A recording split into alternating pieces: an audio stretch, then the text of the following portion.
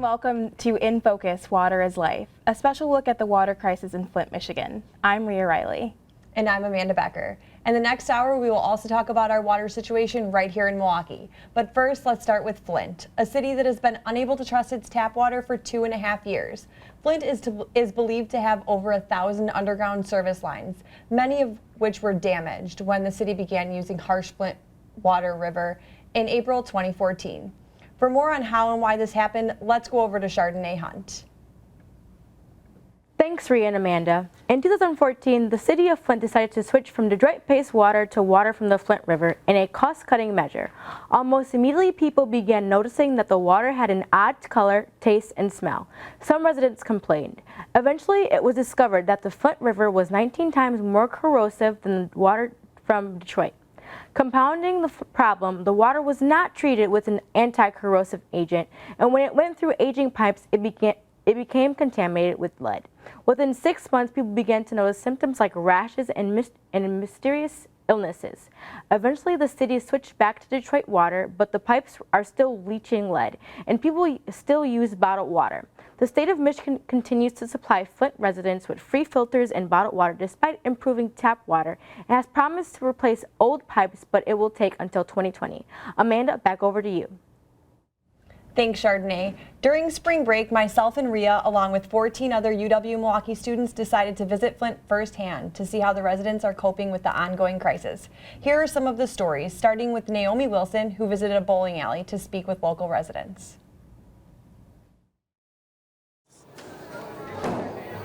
Michigan residents come out to Bees Bowling Alley to enjoy recreation activities. However, they're still drinking tap water that they can't trust. I have witnessed and seen a lot of the residents who have been affected by the water crisis, skin rashes, people who have had colostomy bags and needed to clean them. In a city where 56% of its residents are Black or African American, Flint resident Michael Blackie accounts race and socioeconomic factors for the water crisis. It was done on purpose, because if you think it started with, what happened is, it's the home of General Motors. Once they shut their factories down, then they started shutting grocery stores down on the north end where the majority of African Americans live. Then after they shut the grocery store down, the next thing was, let's let go of our water, and they contaminated the water. It was done on purpose. They're trying to run us out of here so they can make this like a college town. But I'm not going nowhere. Flint was a city struggling. The thing that I love about Flint, though, is we're resilient. Even though all of these things have been going on, we have managed to survive. Whether it's having a friendly competition or celebrating a birthday, the citizens of Flint are trying to live a normal life. Did you get anything? No, I got it. I think that Flint will come back around, after so much time. It used to be, pay the highest wages. People used to try to get to Flint because it was such a great place to live. And there's still a lot of good things about Flint. The soil in Flint is really good. They have orange trees and apple trees growing in different places throughout here. So it's a lot of great things about Flint. Even though Bees Bowling Alley is located in Flint, the owner has installed water filters and says that business has not been affected. The citizens of Flint are awaiting a change, but are enjoying life in the meantime. In Flint, Michigan, I'm Naomi Wilson.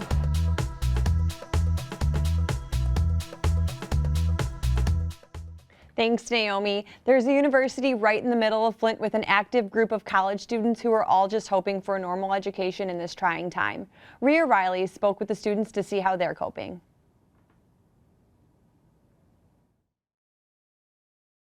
Question, and there was a while where I kept like a case of water in my car because I didn't want to drink from the school. Senior Alexis Pryor is like many students who've remained cautious when drinking the water on campus. But they'll like send out emails saying, everything is okay on campus. The University of Michigan Flint sits alongside the Flint River, the same river that caused lead poisoning problems for over 2 years. With an estimated enrollment of 8,000 students and full parking lots, the University of Michigan Flint seems unfazed by the water crisis. However, I just spoke with a student who told me he washed his hands in the bathroom and the water was disgusting. A freshman nursing student had some fair warning. It tastes nasty. My dad always said that he always knew something was wrong with the water by the way it tasted. And the president of the Black Student Union says students have had problems in the dorms. I've had a few people from the dorms complain about getting scabs from using the water. So, what does the future hold for the students of UMF?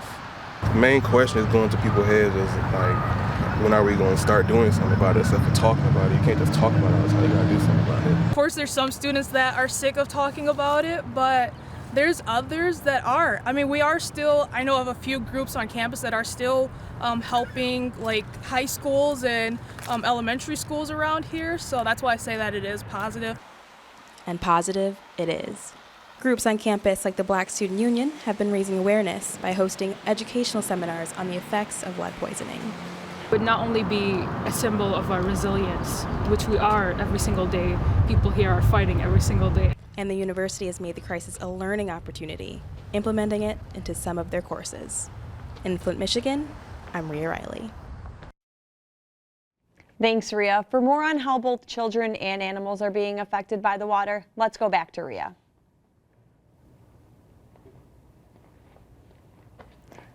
Thanks, Amanda. Children who are exposed to higher lead levels can have a huge variety of health problems and even learning disabilities. Parents have been rightfully angry and frightened that their children might have been hurt by the very thing that's supposed to keep them healthy, water.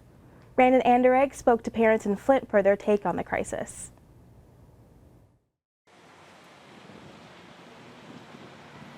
With contaminated water, day-to-day life for Flint residents changed, but it didn't come to a standstill. College classes were still in session. Kids certainly didn't stop being kids. But almost 3 years later, parents are still concerned for their children. Though Morgan Perry lives in nearby Fenton and her son Taylor did not test high for lead, she feels for the children of Flint affected by the water. I've seen lots of pictures and things, and it's very touching to see, the rashes that these poor little kids got, and, the sicknesses that they have. They can't get up out of bed because they just feel so sick. According to the CDC, studies detected an increase in the prevalence of blood lead levels among children age 5 and above living in Flint. Executive Director Todd Slisher said that the museum launched an exhibit that focused on the real story of the water.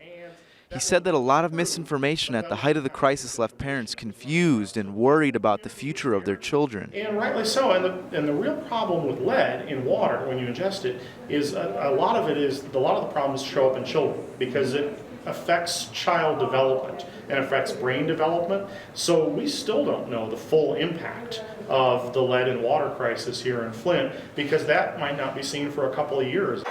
Kersley Park behind me is one of the many places we have visited in order to find out how parents and their children are coping with the water crisis. As one mother mentioned, Kersley Park used to be a great place to take your kids. Gilkey Creek, which runs through Kersley Park, is an offshoot of the Flint River. The same mother, who asked not to be named, mentioned that the creek can overflow and flood the playground. Back at Bee's Bowling Alley, Burton Glen Academy teacher Lakeisha Lewis is spending time with her family. While her children were not affected, she says her nieces and nephews were having difficulties in school. They were going through situations to where they were finding the children below in grade levels, below in academics.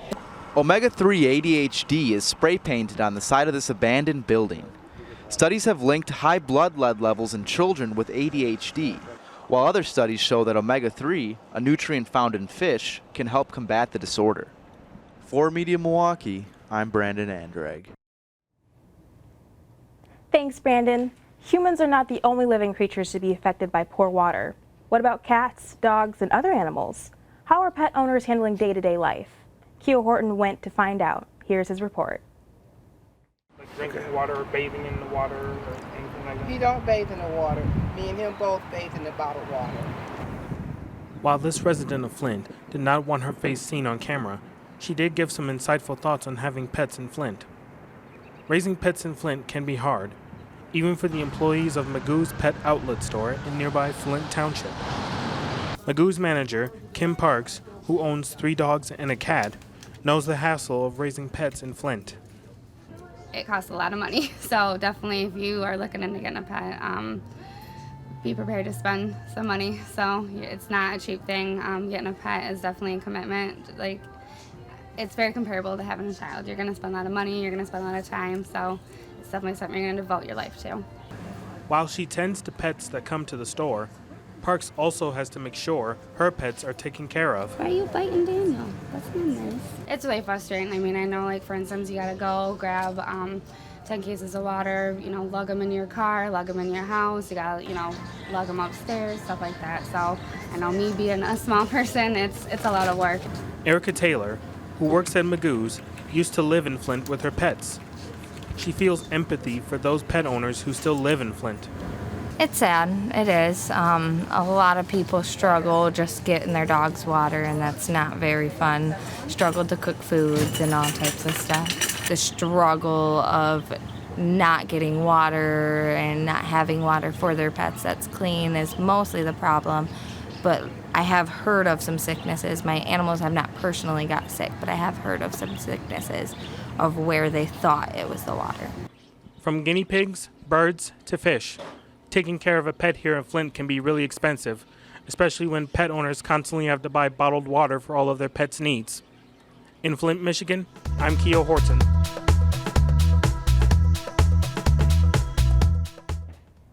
Keo Horton now joins us live to talk more about his story and also his time in Flint. Hello, Keo. Hello. It's good to have you in the studio with me. Sorry. Yeah, thank you for having me. Okay. Well, I want to ask you, can you talk about your reaction to going to Flint? Well, I was pretty interested. I've heard about the water crisis that happened back in 2014, and I felt really bad for all the people that live there. But I didn't know really what to expect when I got there. And I was just, when we all came, we all expected just that they were a city with no drinking water. But then we found out that it's not just the water; it's also a lot of people living in poor houses, and some houses are just torn down, and it looked like a hurricane just went through there. It was pretty depressing, but it was also insightful. And how did you come up with the story?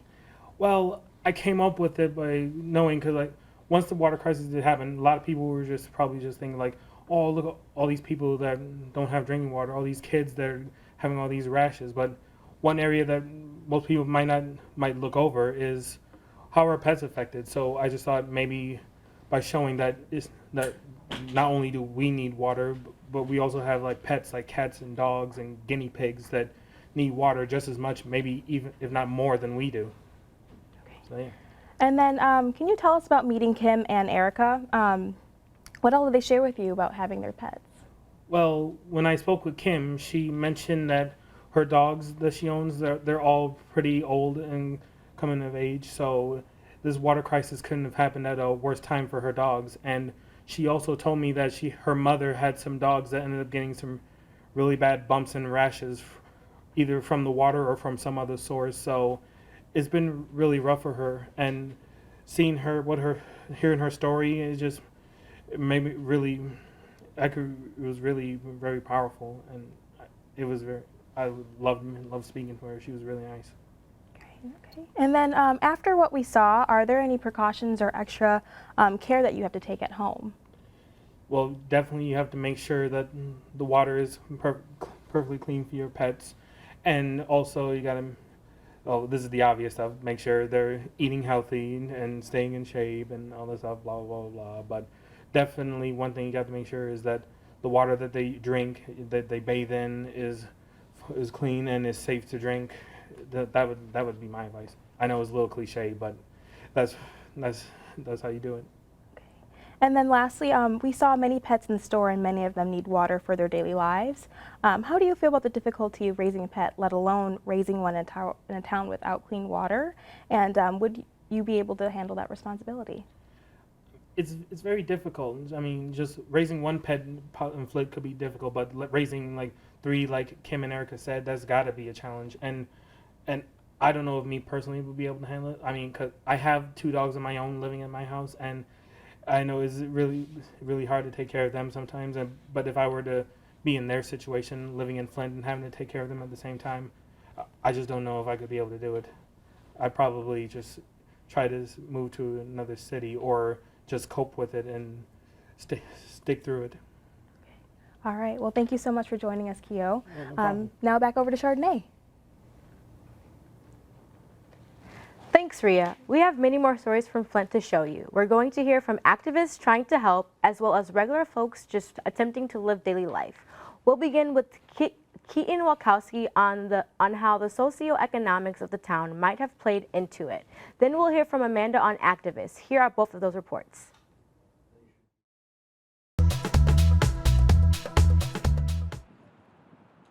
Flint, Michigan is a proud town with a famous economic history, but its citizens haven't had fresh drinking water in 3 years.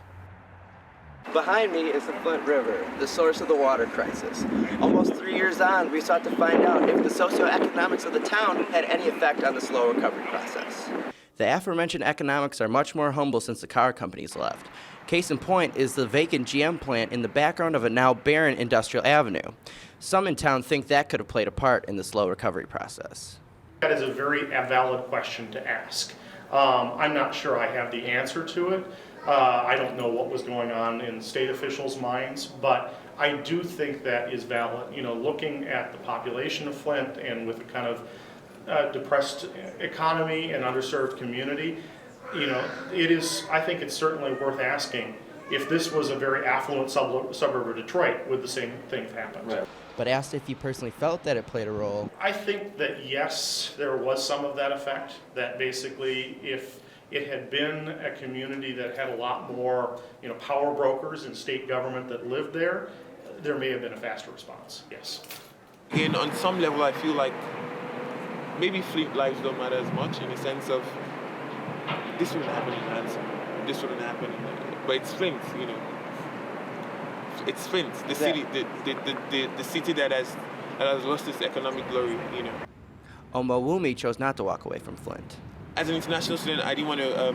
I was here already. I started school. I couldn't go through the stress of, you know, going to another school or transferring. I had to make the most of my situation here. Couldn't or wouldn't leave, Flint remains home to many. A home where new pipes with fresh water won't be fully installed for another 3 years. For Media Milwaukee, I'm Keaton Walkowski. I mean, come on, we're girls. We love the pretty stuff. You know, you're not thinking that, oh my God, one day I'm going to wake up and my whole city is poison. These two longtime friends spend many hours on the porch talking. They had a lot to say about their current water situation and the reasons behind it. They did not have the know-all, the wherewithal, the people that were put in the positions to have the knowledge to run the water department didn't have it. They did not keep up with what they were supposed to be doing. They did not have the correct biologists, the chemical research. They didn't have any of it to keep the water safe and clean when they made the switch, and they didn't give a damn. Peggy lives in Carriagetown, the historic district of Flint, and still her house is worth just $12,000. Today, she had 10 cases of water delivered. As long as you're straight You up. just call 211 and they deliver your water every weekly. I'm on a weekly list, and they bring it in. Water pickup stations are also easy to find. Flint is the city of water bottles. The only substitute to them are water filters. We go door to door, making sure that everybody in the city of Flint has filters on their faucet and knows how to properly maintain them. This Saturday morning is the fourth and final education course put on by the EPA. Breakfast and a $20 stipend are provided. I just don't get it, but I'm here to learn all I can because I have a couple of health issues going on and I don't really want it to affect me any more than what it's doing. Because I'm having issues, you know, dealing with my bones and joints from the lupus, and I don't want any more problems. So, I live in Flint too. It's a lot, you know, and we have children, and it has to become a part of your routine. You got to wash your dishes in clean water, and then you got to rinse them off in filtered water. You got to wash your fruits and vegetables off of filter. Everything has changed. You got to make sure that you're not consuming any of the water without it being filtered. It's a lot. Everything has changed. At the same time, a conference called Water is Life is going on. They address a variety of issues with water while bringing awareness to why, after 3 years, they still don't have safe drinking water in Flint. If you recognize somebody as being fully human, you're not going to allow lead to be in their water because I value you.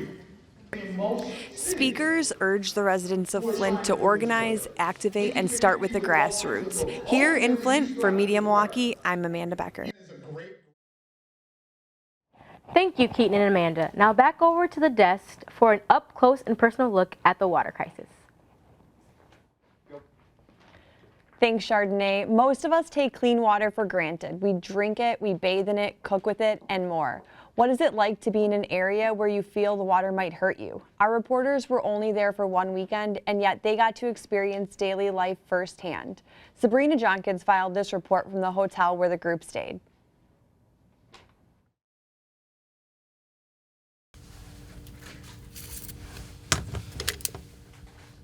Brushing your teeth with bottled water. Something most of us are not accustomed to. But this is a reality that the citizens of Flint, Michigan have been dealing with for nearly 3 years. From complimentary water bottles to water filtration stations, UWM journalism students shared the Flint experience for 3 days while staying at the Holiday Inn Express. The fact that they hand out bottled water is the difference maker in everything. I think without the bottled water, it would make my job almost impossible because I'm just basically telling people take my word for it. The bottled water gives everybody that reassuring feeling that, it's okay, we have safe water for you to drink. Because we have people coming in from Germany, from China, from all over the world, and the first thing they ask me when they come here is, how about the water? And my line is the EPA comes in and they test our water once a month. They say up to like 15 parts per billionth is safe to drink. We test it at less than 1 part per billionth. So it could potentially be harmful for a small child if they ingest a lot. So that's like the main, area of focus. As the only hotel in Flint, the Holiday Inn sees its fair share of guests.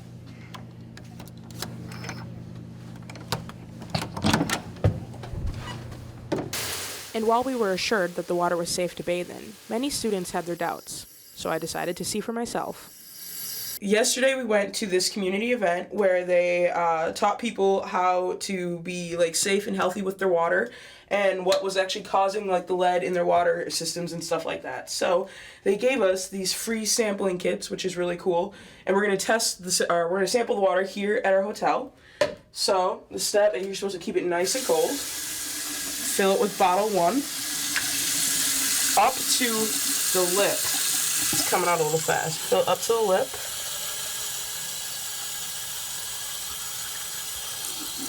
Alright, and that first one is to capture what the water is like in your faucet. And the second really big one here is to test to see what it's like in your plumbing. So that's why you have 2 of them, and you send them in, and they'll mail you the results later on.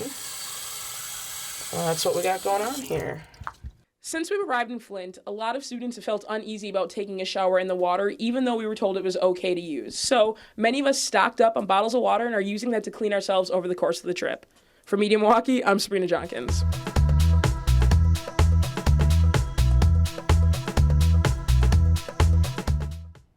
Thank you, Sabrina. We were also interested in how gardening and other daily tasks were affected, so we sent Ed Mikowski out to find out. He traveled to the Flint Farmers Market and many other spots around town to talk to gardeners and others. He found many interesting sights, sounds, and interviews. As we arrived in Flint, Michigan, the situation appeared dire as we witnessed the Center for Hope being demolished. But that wasn't the only activity in Flint. Hi. Hello. How are you? Very good. How you doing? Pretty good. How many families do you have? Just one. Just one?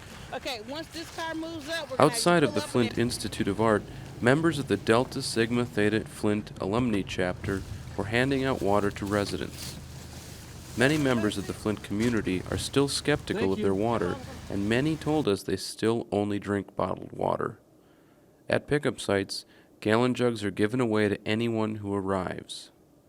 Down the street at the Edible Flint demonstration garden, plants are just beginning to spring to life. We support Flint residents in growing and accessing healthy food in order to reconnect with the land and each other. The garden was started by Hurley Medical Center, which handed its operations over to Edible Flint. Gardeners have been concerned with lead, but not necessarily from the water. There's concern of high lead levels in the soil and people working in the garden and breathing them in. These problems are the result of lead paint and leaded gasoline, and leafy greens have been found to counteract the effects of lead in the body.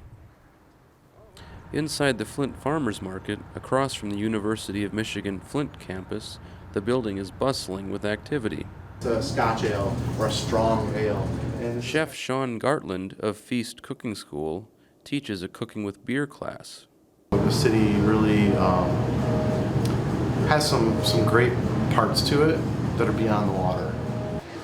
Gartland says that since the Flint Farmers Market is a contemporary structure, it has no lead pipes, and therefore continued to be a safe haven for food and water. From the Flint Farmers Market for Media Milwaukee, I'm Ed Mikowski. And we're happy to welcome Ed Mikowski to the set to talk to us about his experiences. Hi, Ed. Thank you for being here. Thanks for having me. So I guess I'm just kind of curious, your expectations going into Flint, did you find them to be accurate or inaccurate? I didn't really know what to expect. When I got there, I was surprised that people were interested in the water issues, but for a lot of people, it was just one of the other problems they've dealt with throughout the last 30, 40 years. Started off with the GM plants closing, and then real estate, houses, the values were plummeting. People were moving out of houses, deserting houses, and then there was a problem with rodents all over the city, and then the water happened. So for them, they're kind of like, yeah, the water's the most recent problem we're dealing with. Was there anything that surprised you going in? That surprised me. I would have expected something like water would be a big deal. You need it every day. You need it to live. Another thing that surprised me was that, you know, on a square city block, there would be maybe 4 or 5 houses on this whole city block. There'd be people living in 2 or 3 of them, and then the other ones were just abandoned, and the rest is just grass and overgrown trees. So what did some of the residents of Flint have to say about their situation? Well, the people were very open and very outgoing for the most part. Most of the people who lived there were very open to talking about the issues with us. Sometimes when you talk with the business owners, everything was very positive, everything was very good, which isn't surprising. They've got a stake in Flint having a good face and looking good to the public. So I guess it just depends who you talk with, and that creates what their response is going to be. Yeah, we saw you in Flint at a beer cooking class. Can you tell us a little bit about that? Yeah, so the Flint Farmers Market was a new construction building, and so Sean Gartland, the chef that we met with, he was saying that this building has always had new pipes. It's a new building, it's new construction. We don't have lead pipes, we don't have that problem.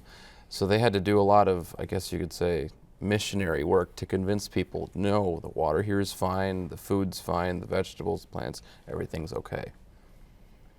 Interesting. And then you also talked a lot about community members, whether they were passing out water or starting gardens, all coming together. Was that a theme that you kind of found, were people coming together? Yeah, I think the people that are still there, so this is going on nearly 3 years, most likely I think anybody who was going to or could leave already did, probably in the first couple of months of realizing this problem. The people who are there are in it for the long haul, and they're not leaving, they're not giving up, but they want basic things like clean drinking water. It's like one of the most simple things you could ask for, and they're still fighting for it. Well, thank you for being here, Ed. Thanks for having me. And we're going to go back to Rhea for a look at our drinking water here in Milwaukee. Thanks, Amanda and Ed. Do we also have a water crisis, or are we in the clear? Amanda looked into that by talking with the spokesperson from the Milwaukee Health Department. After all, much like Flint, we rely on aging pipes in old houses. Can we safely drink our tap water without worries? Amanda filed this report.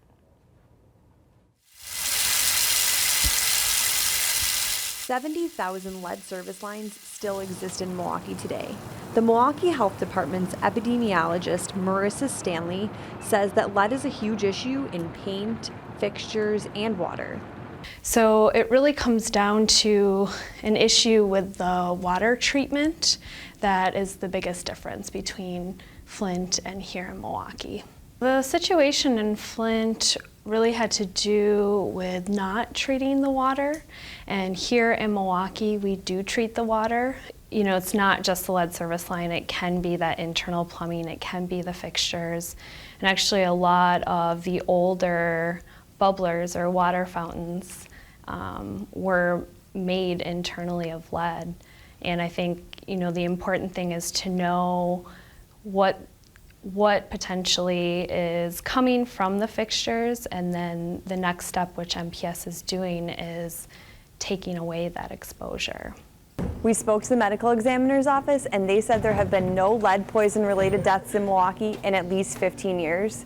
Still, the health department says that does not mean that lead isn't an issue in our buildings. For Media Milwaukee, I'm Amanda Becker. Thank you, Amanda. We'll now take a look at the production teams at MATC as they went out to explore the importance of water in our lives.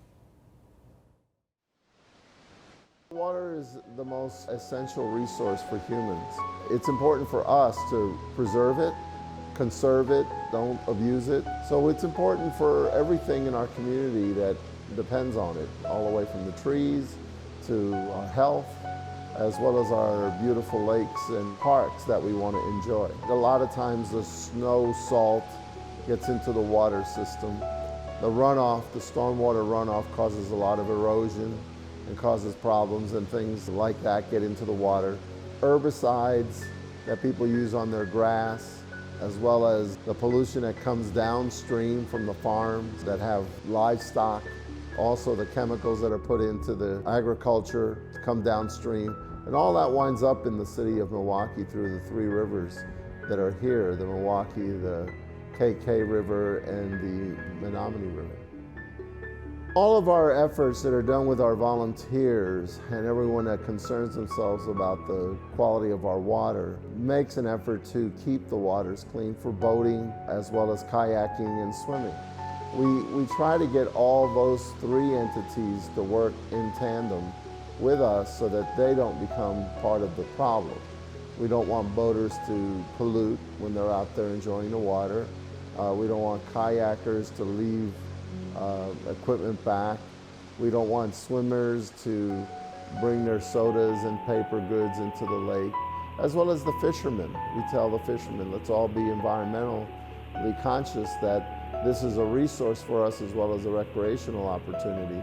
Do your part to get the trash and the litter and everything that's around you into the right trash can and away from the lakes, waters, and rivers. The earth is just on loan to us. We're here temporarily to take care of the resources, and we have to leave it better than we found it for future generations. We're almost out of time, but Rhea and Amanda was able to go to Flint, Michigan, and we're going to talk about a little of your impressions that you guys had in Flint. What were your thoughts that you guys had when you found out you were going to take a trip to Flint, Michigan? Yeah, I was actually really excited. I know it was spring break, so it was an odd choice, but we've been hearing about Flint for so many years now, and I just wanted to go and experience it firsthand. I think, you know, some of the things that Keo and Ed both talked about were on point. It was, we all just really wanted to see what it was like. Yeah, I agree. I wanted to go and see what it would be like firsthand with my truth, or the truth firsthand for myself, to kind of see, you know, if the narrative of the nation was matching up with what was going on with in the actual city. So it was nice to see. What were some things you guys noticed about the neighborhoods in Flint? Yeah, the neighborhoods, most of them, there was a university right downtown, the University of Michigan Flint, and then there was a farmer's market. And I think, as Ed said, that was a newer building. And everything else were vacant streets with just like one house of people living there. And again, like Ed said, people were in it for the long haul if they were still there.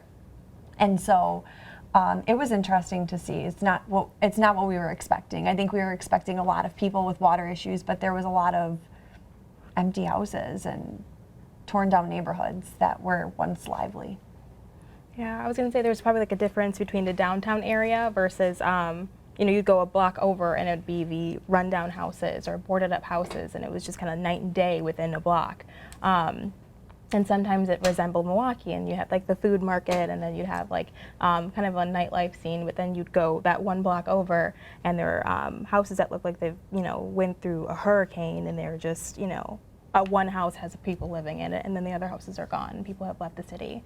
So it was very interesting to see that kind of difference.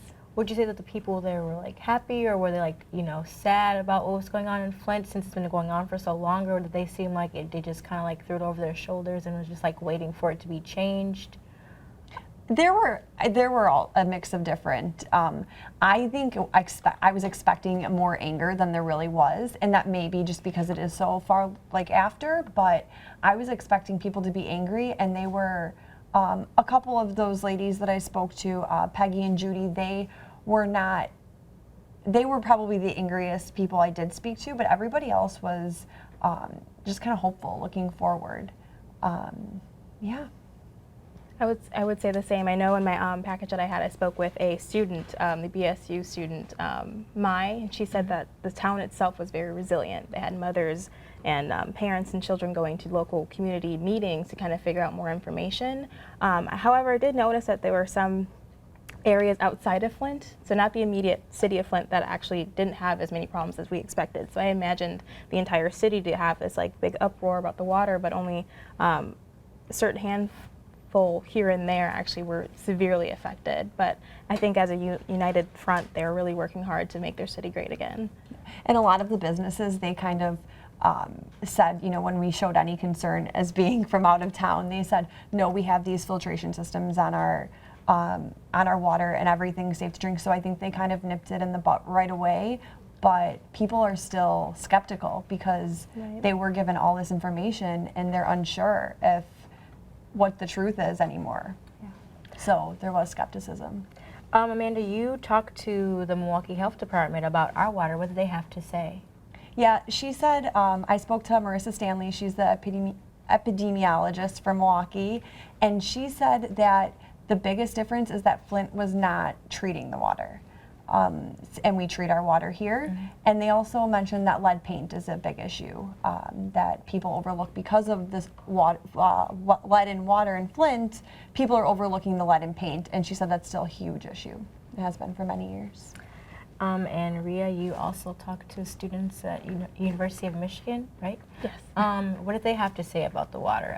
Just being like living on campus, and you know, what did they have to say about it? Well, it was kind of mixed reviews. Some students I know in the beginning, my Alexis kind of just said I wasn't fazed by it, but I did drink the water, or they had notices there that, you know, the water wasn't safe. The website on the school website actually has a huge amount of information to keep students safe, but you can still see that students are being affected by it.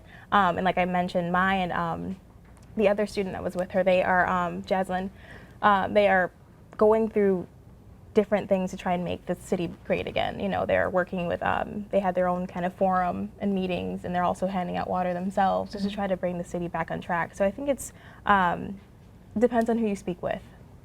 And did you guys feel like you guys maybe impacted them? Like you guys, you know, actually went there because you guys actually cared about what they were going through and to like talk to them about it? Did you think you've impacted the people of Flint, Michigan?